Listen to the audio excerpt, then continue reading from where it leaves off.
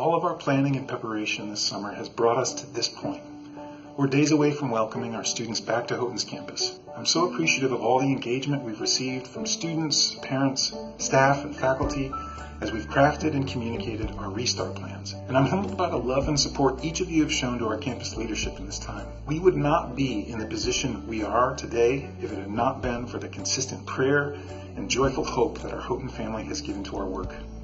Thank you so much, each of you, for your support. After a summer's worth of videos, I wanted to spend some time this week doing a quick recap of the 10 most important things our students and their parents need to remember about life at Houghton under COVID this fall. The first 3 are devoted to the big 3, which you can remember with the moniker Make Safe Choices. The M stands for masking. Masks will need to be worn anytime students are inside a campus building when they're not in their own room. Employees will need to wear a mask when they're inside and not in their office. And we have 2 awesome masks to give you when you get here, like this one. The S stands for social distancing. This is perhaps the most important part of making safe choices, as social distancing will be required of everyone while they're on campus. Students don't need to social distance around their roommate, but they do need to social distance around everyone else. Even if you're masked inside or outside, you need to be socially distanced. Be prepared to give a lot of air high fives and long distance hugs. The C stands for cleanliness. It's essential that we all commit to washing our hands frequently, cleaning our masks daily, and practicing good hygiene. Sanitizing stations can be found throughout campus, so use them. Each student needs to fill out the pre-arrival questionnaire found on our COVID website. It's really simple and should only take a few minutes, but it gives us a lot of helpful information about any exposure to COVID you might have had over the summer, and what we can expect regarding whether you need to quarantine. Speaking of quarantine, students coming from states that have New York State travel advisories need to quarantine for 14 days when they arrive. Students can choose to quarantine off campus, but they need to be prepared to give proof that they've quarantined when they arrive to campus.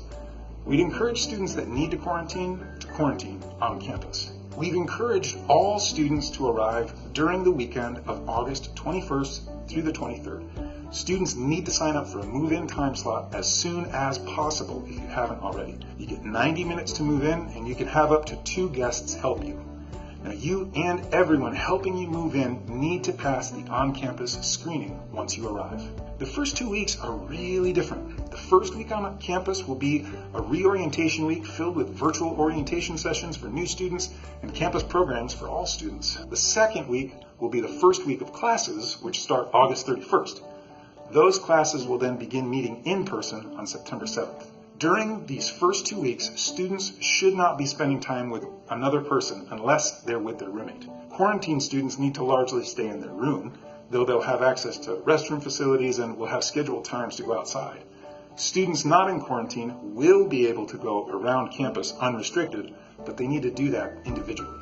The big reasons the first 2 weeks are different is because the absolute riskiest part about welcoming students back to campus is the return to campus. Students are coming from all over the world, and we want to minimize the possibility of students bringing the virus back to campus and infecting others.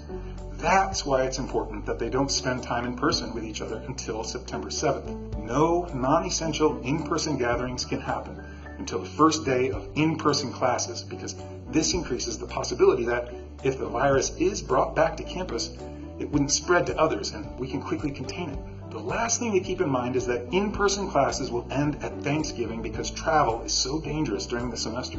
Those classes will continue to meet virtually after Thanksgiving break. We're not restricting students from traveling off campus during the semester, but we largely want you to stay here and stay safe. Go off campus if you need to, but continue to practice the big 3 when you leave, and don't stay off campus overnight, because then you'll need to go through a precautionary quarantine, because travel is so risky. Now, this was a really quick overview of our semester plan, but I would encourage each of you to read through our reopening plan and to go to our COVID website for any additional questions you might have. In order for our plan to succeed, and for us all to get to Thanksgiving break still being able to meet in person, it's dependent on each of us, students, staff, and faculty, to committing to making safe choices. It will not take many cases on our campus to lead to large numbers of students, staff, and faculty needing to be isolated or quarantined. So it's important that we all recognize the seriousness of the task ahead of us. It'll not be easy, but it will be a semester like no other in Houghton's history, and it will stretch us all in ways that we cannot yet imagine. I'm so excited to have you all back, and I pray that God will continue to bless you and bless Houghton in this time.